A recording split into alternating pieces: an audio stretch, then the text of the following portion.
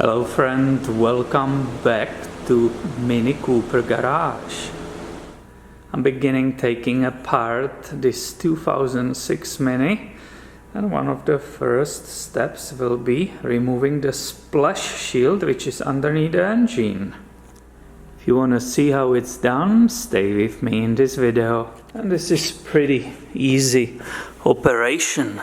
The whole thing starts with removing 3 screws which are here in front, and these are 10 millimeters.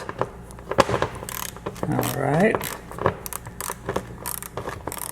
and here you can see the detail of these 3 bolts removed. And the second step is to remove 2 screws. One of them is right here, you can see it, it's a Phillips, right? The other one is right there.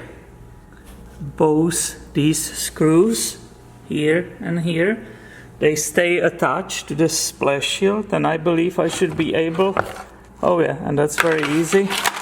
I was able to move the splash shield backwards, and basically I finally have complete view of these parts. You can see AC compressor, you can see the belts, the entire bottom, all the hoses and so on. So this is the first time when I really can see the whole thing. Excellent. And here is the detail of that splash shield.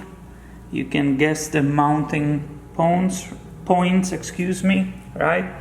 And here is the detail of both Phillips screws and why they stay attached to this splash shield. And it was extremely fast and easy. So stay tuned, because I will continue taking this Mini apart. Make sure you are subscribed if you want to catch all the other videos. Thanks for watching today, and have a wonderful day, my friend.